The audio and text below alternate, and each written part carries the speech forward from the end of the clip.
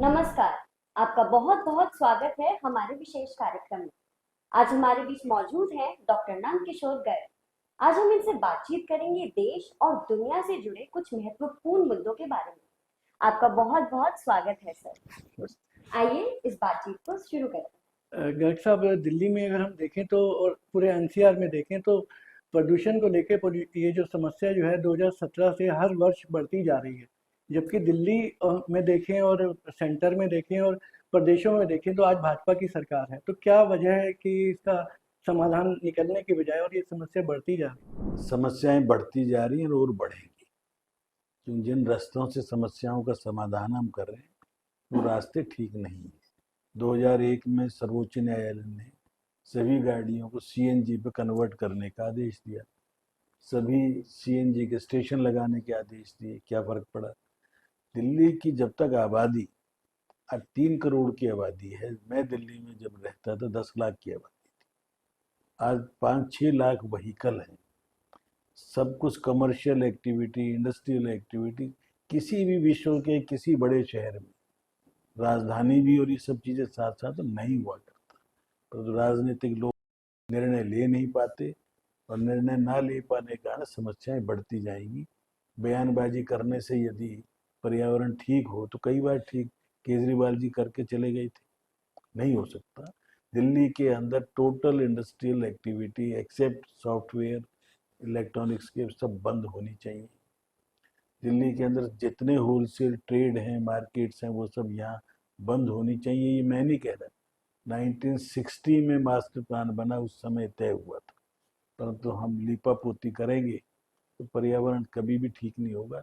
ना दिल्ली का ठीक होगा, ना एनसीआर का होगा, ना बम्बई का होगा, क्योंकि जितने बड़े शहर हैं इनकी सबकी अनप्लैंड ग्रोथ हुई है। नए शहरों का मोदी जी कोशिश कर रहे हैं बनाने की, परंतु मोदी जी एक व्यक्ति क्या क्या करे, ये एक समस्या है इस देश की। 140 करोड़ लोगों को समझ में नहीं आ रहा है कि जो कुछ वो कर रहे हैं वो उन्हीं की आने वाली पीढ़ियों के लिए घातक होगा। सांस लेने में दिक्कत हो 3-3 4-4 महीने, बीच बीच में आप ग्रैप लगाएं, ये लगाएं, ये, उनसे क्या फर्क पड़ रहा है? इंडस्ट्रियल एक्टिविटी बंद होंगी नहीं, कंस्ट्रक्शन एक्टिविटी बंद कर देंगे तो गरीब आदमी और गरीब हो जाएगा। एक बार तय कर लें कि आने वाले 5 साल में दिल्ली से सारी ही 5-6 लाख अनऑथराइज जो इंडस्ट्री बंद होनी चाहिए। बड़ा मुश्किल काम है।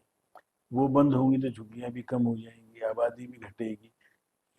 होलसेल ट्रेड सारा एनसीआर में जाना चाहिए, प्लान भी किया हुआ है केएमपी रोड के आजू बाजू, परंतु लागू कौन करे? तो ये लोकतंत्र में हर 3 महीने में चुनाव, हर 6 महीने में चुनाव, कोई निर्णय लागू नहीं हो पाता। इस कड़वी सच्चाई को हमें स्वीकार सर, करना है। सिरसा जी पोल्यूशन मिनिस्टर हैं, उन्होंने इस तरह के दावे किए कि एक्यूआई 400 रहता था, अब 350 है। मगर ये फालतू की फिजूल की जो अफसर कह दें वो स्टेटमेंट दे देता पॉलिटिकल आदमी। पॉलिटिकल आदमियों की कितनी समझ है, मैं राजनीति में 50 साल गुजारने के बाद मैं कह सकता हूँ। पॉलिटिकल लोगों के अंदर अपना कोई आईक्यू नहीं है, केवल बयानबाजी कर सकते हैं, मीडिया को बहका सकते हैं थोड़े दिन, परंतु सच्चाई से कब तक आंखें बंद करेंगे? थोड़े दिन तक और चल जाएंगे ऐसे। सर, जो देश की हालत है वो तो अपनी तरफ है, लेकिन ये जो हमारी गवर्नमेंट है वो लोगों को मिसलीड क्यों कर रही है? माने एक्यूआई मीटर के आसपास पानी का छिड़काव करना। मतलब ये सब जो आदमी हम दूसरों को धोखा देने की कोशिश करते हैं, हम रेजिडेंट्स भी, पॉलिटिकल लोग भी और मीडिया के लोग उतनी तेजी से या उतनी तीखी नज़र से देखते नहीं, इसलिए कोशिश कर रहे हैं। अब मान लो ये पानी छिड़क दे, पानी छिड़कने से फर्क पड़ता है, गाड़ियां क्यों नहीं घटनी चाहिए? गाड़ियों का रजिस्ट्रेशन क्यों नहीं बैन होना चाहिए? सिंगापुर में एक गाड़ी जब तक स्क्रैप नहीं करोगे दूसरी गाड़ी नहीं ले सकते। मेरे घर में 10 गाड़ी खड़ी हूँ तो उसकी आवश्यकता है क्या? मेरे पास पैसा है तो मुझे छूट है, पर जब तक आप स्ट्रिक्ट करेंगे सबके लिए करेंगे और सार्वजनिक परिवहन को और अच्छा बनाएंगे। पर दिल्ली की आबादी नहीं घटाओगे तो कुछ भी करते रहेंगे। मेट्रो लेके आए थे हम, और जब ये मानना था कि मेट्रो आ जाएगी सब समस्याओं का हल हो जाएगा, अब 30 लाख आदमी रोज चलता है मेट्रो, क्या फर्क पड़ा? ना होती तो आप अंदाजा लगाएं क्या फर्क पड़ेगा। सड़कें जितनी चौड़ी हो सकती थी हो चुकी हैं, सड़कों के ऊपर वाहन बढ़ते जाएंगे तो वाहन चलेंगे तो धूल उड़ेगी। आपका फ्यूल तो ठीक कर दिया, मान लो आपने सीएनजी कर दिया, उससे प्रदूषण कितना परसेंटेज है, धूल से कितना, ये कोई आपके पास कोई रियल टाइम के डाटा नहीं है। इसलिए कभी आप आर्टिफिशियल रेन की बात करेंगे, कभी कुछ करेंगे। दिल्ली को ग्रीनरी बढ़े, आबादी कम हो, यही सॉल्यूशन है। 3 करोड़ की आबादी को 10 साल में 1 करोड़ पे कैसे लाया जाए, जब तक आप ये स्टेप नहीं उठाओगे, कोई मंत्री आ जाओ, मुख्यमंत्री आ जाओ, एलजी आ जाओ, कोई कुछ करते रहो, कुछ नहीं होने वाला। सर यमुना में भी हमने देखा स्थिति वैसी है एक ही जहाँ बात है ना, तो यमुना भी कहाँ से चलेगी? जब एयर पोल्यूशन काबू में नहीं आ रहा है तो वाटर पोल्यूशन कैसे आ जाएगा? पानी को धरती से निकालेंगे, पानी धरती का, दिल्ली की धरती का पानी पीने लायक नहीं है, तो उसके अंदर सीवर का पानी डालोगे तो और खराब हो जाएगा। नई नई सुझाव तो कोई भी दे देता है। आज बीजेपी समर्थक भी, विशेषज्ञ भी कह रहे हैं कि सरकार इस तरफ ध्यान नहीं दे रही है। फिर आप बीजेपी और उस पर आ रहे, मैं कह रहा हूँ दिल्ली की राजनीति, एक जगप्रवेश चंद्र थे कभी हमारे साथ, चीफ एग्जीक्यूटिव, उन्होंने निर्णय लिया था दिल्ली में कोई इंडस्ट्री नहीं लगेगी, और सुप्रीम कोर्ट ने जब हमारी सरकार को दुखी किया तो हमने ही बवाना में 20,000 इंडस्ट्री का नया इंडस्ट्रियल एरिया बना दिया। क्या फर्क पड़ा? 20,000 और बढ़ गई इंडस्ट्री। मेरा ये मानना है कि जब तक सुप्रीम कोर्ट भी आधे अधूरे निर्णय देता है, सुप्रीम कोर्ट कोई एक्सपर्ट है क्या इन चीज़ों का? सीएनजी के स्टेशन आज दिल्ली में 200 लग गए, क्या फर्क पड़ा? कुछ भी नहीं हुआ 8 सालों में। बड़ी तो जो जो दवा की मर्ज बढ़ता गया, वो जो पुरानी, वो बढ़ता ही जाएगा। आबादी, दिल्ली जैसा शहर 1400 स्क्वायर किलोमीटर, जिसमें आधी अभी भी ग्रीन है, 700 खाली है। इस दिल्ली को बचाना है तो दिल्ली के खेतों को तो उजाड़ दिया, खेतों में अनऑथराइज कॉलोनीज आ गई, 3,000 अनऑथराइज कॉलोनीज हैं, उनको बिजली पानी कहाँ से देंगे? यमुना में पानी एक्स्ट्रा नहीं है, फिर पानी के लिए हम हरियाणा से लड़ेंगे, हरियाणा पंजाब से लड़ेगा, पर पानी तो भगवान के पास। हाल ही में किरण बेदी जी ने भी आवाज उठाई है कि ये पीएमओ को इसको अंडरटेक कर लेना चाहिए, जो पोल्यूशन। तो फिर आप व्यक्तियों पे जा रहे हो। जो सो कॉल्ड पत्रकार या जो अपने आप को समझ रहे हैं, उनको कुछ दिल्ली की स्टडी नहीं है। दिल्ली की स्टडी किरण बेदी हो या नंदकिशोर गर्ग हो, सख्ती से जब तक डंडा चलाने के लिए डेमोक्रेसी में उसके सिवाय कोई चारा नहीं होता। कल 30-32% पोलिंग हुआ 12 सीटों पर, तो दिल्ली के लोग कितना, किससे खुश हैं, नाराज हैं, क्या अंदाजा लगाओगे? 32% वोट 100 में से पड़े हों तो कोई तो हारेगा, कोई जीतेगा। आसाम में 3% पे भी हुआ था निर्णय, 3% वोट डलने में। कश्मीर में एक बार 2% वोटों पे हुआ था। ये लोकतंत्र नहीं है। मैं, मेरी बातें बहुत से लोगों को पसंद नहीं आएंगी, कोई बात नहीं। अगर सर हमारा सच्चाई समझनी है तो कड़वी सच्चाई को समझना है। सर हमारा अगला प्रश्न था, आप राम मंदिर जो मूवमेंट थी उससे काफ़ी जुड़े थे अपने, जब आप पॉलिटिकल करियर के अंदर थे, और साई सिंह वर्मा जी के साथ आप इस मूवमेंट के अंदर शामिल थे। आज जब प्रधानमंत्री जी ने ध्वजारोहण किया, उत्सव मनाया, तो इस विषय को आप कैसे देखते हैं? कैसा उत्साह आपके अंदर भी है? हम 1980 से जिस काम में लगे थे वो आज सफल हो जाए, और अंतिम कार्य भी हो गया, ध्वजारोहण का, धर्म ध्वज, तो हमसे ज़्यादा खुश कौन हो सकता है? और उसी के साथ साथ ही गोवा के अंदर 70 फुट ऊंची मूर्ति राम जी की लगी है, जो बहुत ही सुंदर और आकर्षक है। एक दिन में 1 लाख लोग गीता का पाठ सस्वर संस्कृत में कर रहे हैं, उड़ूपी में। ये हैं, अच्छी चीजें हो रही है। मोदी जी को भगवान ने विशेष भेजा है, ये मैं मानता हूँ। योगी जी जैसा एडमिनिस्ट्रेटर भेजा है, ये भगवान की कृपा है। परंतु इस देश को नष्ट करने वाले लोग ज्यादा है। उदासीन तो 100 करोड़ है। उदासीन जिनको को नरप हमें कहा, तुलसीदास जी ने कहीं लिख दिया था, तो कोई हो जी हमें क्या फर्क पड़ता है? तो वो फर्क पड़ता है, पर कोई महसूस आप लोग कर रहे हो।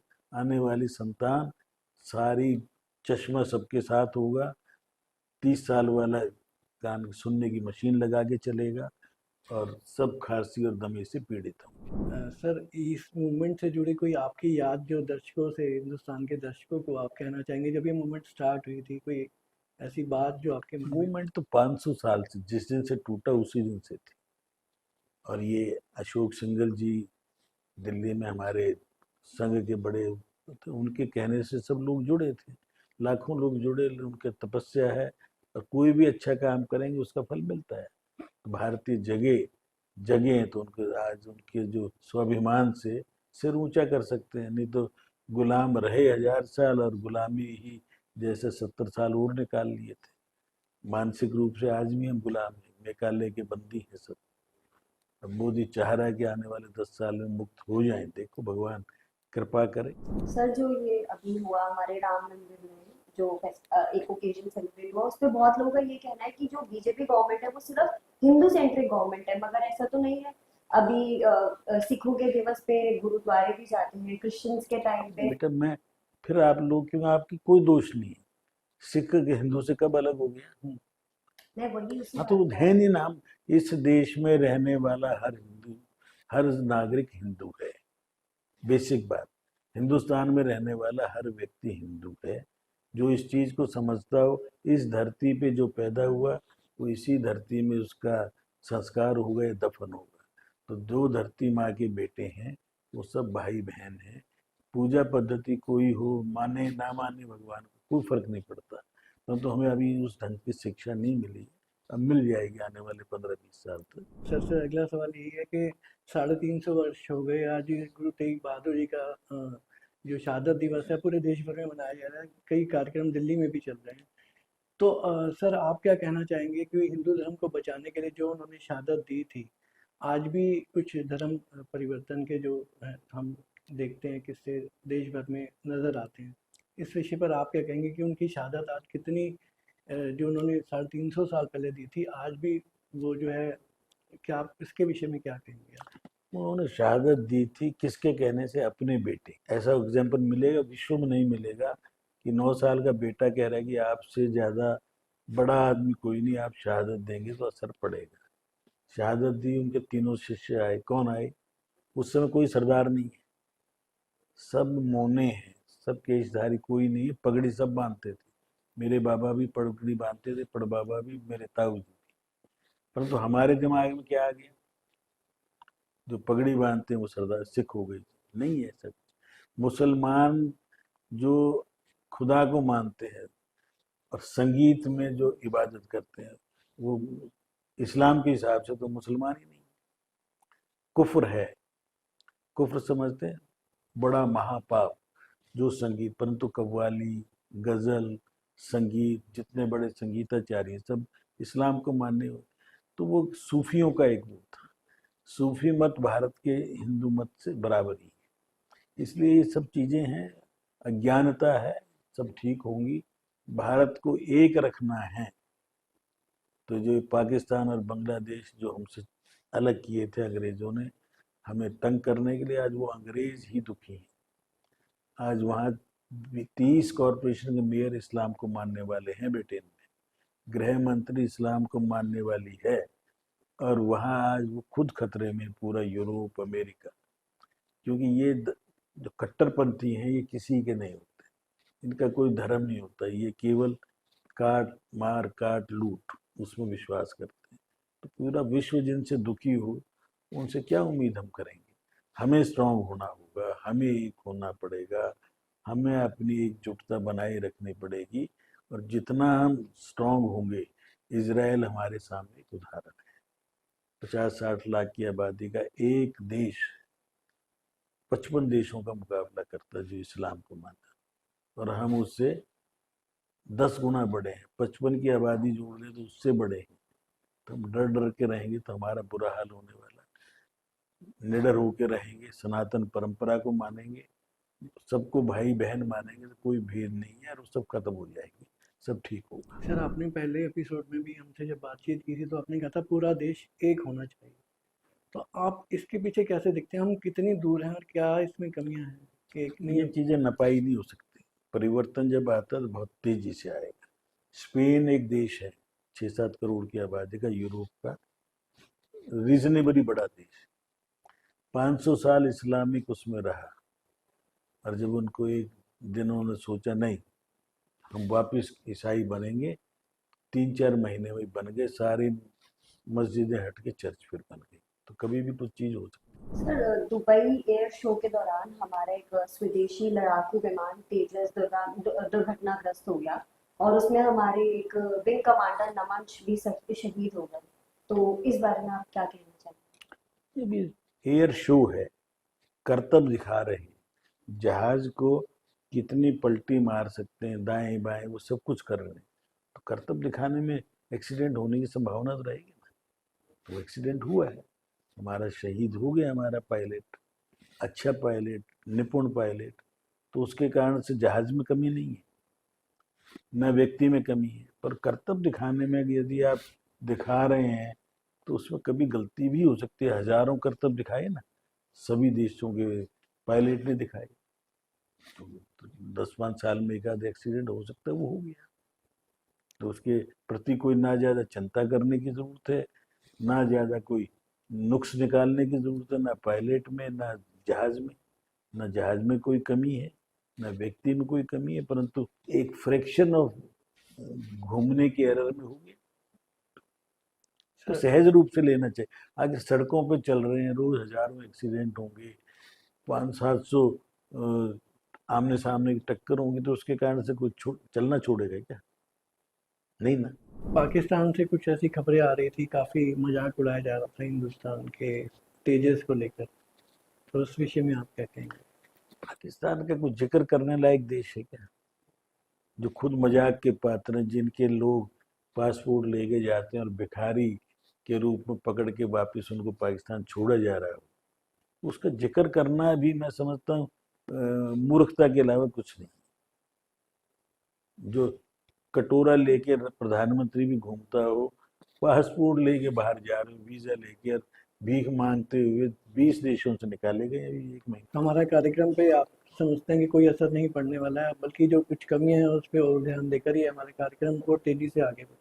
बिल्कुल वस्तु परक ऐसी चीजें सामने आनी चाहिए जिससे पॉजिटिविटी बढ़े, जिसका हमारा कंसर्न नहीं। पाकिस्तान में क्या हो रहा है, इमरान का मरा है जिंदा है, उन चीजों में भारत का मीडिया क्यों ध्यान दे रहा है? पाकिस्तान आज एक थर्ड रेटेड कंट्री है, जो कोई भी एग्जाम्पल देने लायक नहीं कोई चीज हो। भूखे मर रहे हैं, केवल इस्लाम के नाम पर बने थे, कितने दिन रह पाएंगे? टूटेगा। आज यदि वहाँ वोटिंग से हो जाए, डेमोक्रेसी को मानते हैं, तो वोटिंग में 80% पाकिस्तान वाले लोग भारत के साथ रहना चाहिए, पर हो सकता है कि नहीं होने देंगे। सर, हमारी जो सेना भी है 2 महीने से लगभग बॉर्डर पे खड़ी है, तो क्या ये भी एक तरीका है मोदी जी का कि पाकिस्तान को आर्थिक रूप से कमजोर करने का, कि जब सेनाएं खड़ी हैं तो एक खर्चा तो उस पर होता ही है। हमने अटल जी के समय भी देखा था, बॉर्डर पर सेनाएं थी तो वहां से काफी रिक्वेस्ट आई थी कि ये सेनाएं किस लिए होती हैं? सेनाएं बॉर्डर पे हों या कैंट में हो, खर्चा उतना ही आना है। उतनी मेहनत करते हैं, उतनी परेड करते हैं, उतनी अपने आप को तैयारी करते हैं। आज लड़ाई हो तो तीनों लड़ाई के लिए अभ्यास कहाँ चल रहा है? राजस्थान के उस एरिए में जो सिंध के नज़दीक है। हमारे अलग अलग देशों से अभ्यास चल रहे हैं। क्यों चल रहे हैं? ज्वाइंट आर्मी के भी, एयर के भी, नेवल के भी। ये सब इसलिए होता है कि अपने आप को तैयार है। पहलवान रोज कुश्ती लड़ने के लिए तैयारी करता है, रोज तो नहीं लड़ता, पर तैयारी तो रोज करना पड़ेगा उसका। अगर 200 दंड निकालने हैं, तेल मालिश करनी है, फिट रखना है। भारत की सेनाएं जो लगभग 15-16 लाख, वो इस काम के लिए हैं। हमारे जो पैरामिलिट्री फोर्सेज हैं, वो लगा हम घिरे हुए हैं दुश्मनों से। दुश्मन एक तरफ चीन जैसा बड़ा देश है और जिसमें सक्षम भी है आजकल, दूसरा पाकिस्तान जैसा भिखमंगा है, बांग्लादेश है जिसको हमने ही बनाया था और हमने ही लापरवाही की कि आज वो हमारा दुश्मन है।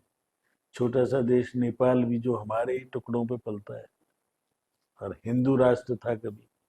ये रहेंगे, परिस्थितियां बदलती रहेंगी। नागरिकों का जो कर्तव्य है वो उस पर चले।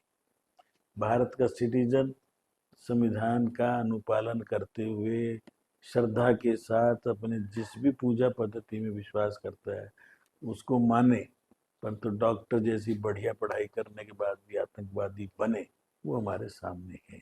इसलिए केवल अनपढ़ करते मैं नहीं मानता, सफेद पोश है, बड़े पढ़े लिखे, परंतु उनके अंदर जहर तो वही डाला ना। इसलिए बहुत कठिन समय में से जी रहे हैं। कलयुग के अंदर व्यक्ति व्यक्ति में भेद है, भाई भाई का नहीं है, बाप बेटे के साथ नहीं है, पति पत्नियों में 80% में कहीं ना कहीं झगड़े हैं। बच्चे शादियां नहीं कर रहे इसलिए कि झगड़े ही में रहना है, तो क्यों शादियां करें। आज आने वाली नई पीढ़ी 10% ऐसी है जो विवाह नहीं कर रही। ये सब खतरनाक वो हैं। इन खतरों के सामने हम यहाँ 10,000 बच्चों को जो शिक्षा दे रहे हैं, एक अच्छा नागरिक बनाने के दे रहे हैं। हमारी संस्थान इस काम में लगी हुई है कि समय के विपरीत भी काम करना हो तो कैसे किया जा सकता है, अपने को बचाए रखते हुए अपने परिवार और समाज की कैसे रक्षा करें, देश की कैसे रक्षा करें। वसुधैव कुटुंबकम कहने से नहीं चलेगा, पूरे विश्व को एक मानेंगे तो पर्यावरण की समस्याएं भी ठीक होंगी, पानी की समस्या भी ठीक होगी। हम देखते रहते हैं तेल की समस्या, और पानी उससे ज़्यादा ज़रूरी है, ये समझ में नहीं आता। इसलिए बैक टू रूट्स, अपनी जड़ों तक जाएं, और जो कुछ हमारी संस्कृति में वेदों से लेके आज तक हमने सीखा पढ़ा, उसको थोड़ा थोड़ा फॉलो करें। सर, आपने अभी इमरान खान की जो बात की थी कि पाकिस्तान में कई प्राइम मिनिस्टर को अपने आईएसआई द्वारा ही मरवा दिया गया, जो खबर चल रही है, कितना खतरनाक पाकिस्तान के लिए और हिंदुस्तान पर इसका क्या असर पड़ेगा? देखो, एक अनस्टेबल पड़ोसी कंट्री हमेशा दुख देगा। गंदा पड़ोसी, आपको घर में भी कोई पड़ोसी आसपास गंदा हो तो तंग करेगा। इसलिए उसका समाप्त होना उतना ही जल्दी आवश्यक है। यह बात जिन्ना ने भी कहा था, परंतु आज वो जिन्ना को भी नहीं मानते, वो ना इस्लाम को मानते, ना वो मोहम्मद साहब को मानते, वो केवल और केवल लूट खसोट को मानते। और उनको तो अफगानिस्तान ठीक कर देगा आने वाले 5-4 साल। सर, ये एसआईआर क्या है और इसके ऊपर इतना विरोध क्यों है? SIR जो है, स्पेशल रिवीजन वोटर लिस्ट का हो रहा है, इंटेंसिव, मतलब घना, घर घर जाके। ये एक रूटीन मैटर है, पहले हर 5-7 साल में होता रहा। अब ये 2002 के बाद अधिकांश जगह नहीं हो पाया था, जिसके कारण से वोटर लिस्ट में 10% लोग जिनकी मृत्यु हो गई, जो स्थान बदल गए, विवाह करके बेटियां दूसरी जगह चले गई, बहुएं दूसरी जगह से वहाँ किसी एक जगह आ गई, तो वो एक रूटीन चीज है। तो अपने आप कराने वाले लोग कम होते हैं। फॉर्म 6 भरो जी, ऐड करने के लिए, 7 काटने के लिए कोई नहीं भरता। फिर हमने, जब हम सरकार में, उन्होंने कहा भी डेथ सर्टिफिकेट बनता है, साइमल्टेनियसली उसको वोट भी काट दो। फिर नए कानून में परिवर्तन की जरूरत है, ऐसा नहीं कर सकते। एडिशन खुद ही, जो स्कूल का बच्चा 12वीं में आता है, उसका 18 साल हो गया, वो शुरू किया है कुछ जगह, परंतु हुआ नहीं था। तो अब जाके बिहार में हुआ, बड़ा शोर हुआ, अंत में शिकायत करता 4 भी नहीं निकले। 8 करोड़ लोगों में ठीक ठाक हो गया, वोटिंग हो गई, कोई झगड़ा नहीं, कोई फसाद नहीं। अब उसकी सफलता से बाकी जगह शुरू किया है। इलेक्शन कमीशन की ड्यूटी है ये। अब उसके लिए शोर कौन कर रहा है? केवल ममता और एक राहुल। वोट चोरी, वोट ना चोरी होता है, हमेशा लिस्टों के अंदर 10-15% वोट ऐसे होते हैं जो नहीं होने चाहिए, उनको ठीक ठाक कर लें, सबके सामने होता है, हर पार्टी का प्रतिनिधि वहाँ बैठता है, और उसके बाद लिस्ट फिर पब्लिश होती है। भाई किसी को ऑब्जेक्शन हो फिर बता दो, उसके बाद लिस्टों के ऊपर चुनाव होता जब होता है, तो उसमें कहीं आपत्ति का काम नहीं है। केवल बांग्लादेशी और रोहिंग्या जहाँ जहाँ ज्यादा हैं, वो बंगाल में ज्यादा आए हुए हैं, दिल्ली में भी हैं, बम्बई में भी, परंतु वहां तो दुबके भाग भूग रहे हैं। तो नागरिकता का अधिकार वोटर लिस्ट में नाम आने से मानने लग गए थे लोग, उसी को आधार मान के राशन कार्ड बनवाने लग गए थे। आज 15% राशन कार्ड कैंसिल हो चुके हैं। मोदी जी आए तो पैसा, लोग सोचते हैं कहाँ से आ रहा है। ये सब जो ठग्गा बगड़ी में जा रहा था, सब सामान चोरी हो रहे थे, वो सब रुक गए। मोदी जी ने हर चीज को कंप्यूटर पे ला दिया, किसी के पेंशन भी जा रही है तो कैश नहीं जा रही। तो SIR होने से मुझे लगता है पूरे देश में 10 करोड़ ऐसा वोट है जो एक की स्थान की बजाय 2-3 जगह है, वो हट जाएगा। वो हट जाएगा तो किसी को लॉस नहीं, देश को ये फायदा हुआ है कि सच्ची लिस्ट होंगी, ईमानदारी से काम होगा, और जो लूटते थे राशन वगैरह चीज़ें, या स्कॉलरशिप भी दो दो जगह ले लेते थे लोग, वो सब नहीं होगा। इसलिए इसका स्वागत करना चाहिए, लोग स्वागत कर रहे हैं। उन्होंने कहा 7 दिन बढ़ा दो, आज वो भी बढ़ा दिए। वो कहते हैं 1 महीने में कैसे कर लोगे भाई, पहले कंप्यूटर नहीं था तो लगते थे 6 महीने। आज का युग तो ऐसा है कि आप डाउनलोड अभी करोगे, सेकंडों में दूसरी जगह चला जाएगा। तो जो पढ़े लिखे लोगों ने समझ में आ रहा है, जो 9वीं पास मुख्यमंत्री बनना चाह रहे थे उसको समझ में देर में आया। जो राहुल है वो तो मंद बुद्धि बच्चा है, इसलिए देश की जनता सब समझती है। मोदी जी जो कर रहे हैं वो अपने लिए नहीं कर रहे, वो अपने देश के लिए कर रहे हैं। उनका कोई बेटा बेटी भतीजा नहीं है, उनका 140 करोड़ अपने हैं, और वो अपने ठीक राह पे चल रहे हैं, और भगवान का आशीर्वाद है। SIR से देश के अंदर मुझे लगता है कि जनवरी में जब ये पब्लिश होंगी तो कोई भी शिकायत नहीं होगी। डॉक्टर साहब, संसद का नया सत्र शुरू हो चुका है और नए नए इसमें बिल आने वाले हैं, तो कितना इम्पोर्टेंट ये रहने वाला है ये वाला सत्र, इसके बारे में कुछ बताएं। भारत की संसद भारत के संविधान के अंदर रहकर काम करती है। तो इस समय 19 दिन का सेशन है, आज से शुरू हो गया है। इसमें 10 ऐसे बिल आने वाले हैं जो देश को सुधार की तरफ लेके जाएंगे। खास तौर पे GST घटा, तो जो कुछ सिन आइटम बोलते हैं जैसे तंबाकू, सिगार, शराब, उसके बदले में क्या लगाना, वो एक बिल पेश हो गया है। इसी ढंग से हायर एजुकेशन कमीशन एक 15 साल से पेंडिंग है, कपिल सिब्बल के टाइम बना था, वो बिल तैयार होकर पेश हो रहा है, जिसमें इंजीनियरिंग और जितनी उच्च शिक्षा के जो अलग अलग दायरे थे वो एक हो जाएंगे, और उसके कारण से सुधार होगा। नकली डिग्री और ये जो कुछ चल रहा था काम, वो सब रुकेगा। बहुत फॉर रीचिंग इसके इफेक्ट्स होंगे, हैक बोलेंगे, तो उसके कारण से सुधार भी होगा और गुणवत्ता बढ़ेगी। इसी ढंग से बाकी बिल आ रहे हैं, 10 हैं। इस सत्र में 10 के 10 बिल पास हों, ये देश के हित में होगा। आने वाले समय के लिए, भविष्य के लिए जो काम करने की जो जो अड़चनें थी वो सब दूर होंगी, और सड़कों का विस्तार हो, पुल ज़्यादा बने, रेलवे में और इम्प्रूवमेंट आए, तो वो जितना जो जो चीज़ें रुकावट की वो सब दूर होते हुए हम आगे बढ़ेंगे। और इस सत्र से देश की प्रगति का जो GDP 8.23 हो गया है, वर्ल्ड का एक रिकॉर्ड बन रहा है। आने वाले 3-4 साल में जो हमने विश्व की तीसरी महाशक्ति बनना है, अभी 5वीं है, तो मुझे लगता है कि हम 3 साल में वो टारगेट अचीव करेंगे। 2030 में कॉमनवेल्थ खेल होंगे, 36 में ओलंपिक हो, तो हमें सब चीज़ों में आगे हों, शक्ति हमारी इतनी, और हमारे सब चीज़ों में आत्मनिर्भर हों, विदेशों के भरोसे हम ना जिए, हम अपना माल बनाएं, बढ़िया बनाएं, तो हम कम से कम बाहर की चीज़ें ना खरीदें, तो भी मेरा देश सबसे आगे होगा। और उसकी ओर मोदी जी मुझे लगता है हमें सही दिशा में लेके जा रहे हैं, और उसके ऊपर भरोसा करके यूथ चल रहा है। तो यूथ समझदार है, जिस देश की जो नेक्स्ट जेन है वो पागल वाली नहीं है, वो समझदार लोगों में है, उसमें आध्यात्मिक चेतना भी है, और उसके अंदर विवेकानंद जिन गुणों का विस्तार चाहते थे वो भी हो रहा है, कि जो मजबूत स्टील की उसकी फौलादी वो हो, इच्छा शक्ति मजबूत हो, और भारतीयता पे जिसको गर्व हो, ऐसे भारत का निर्माण स्लो प्रोसेस से हो रहा है।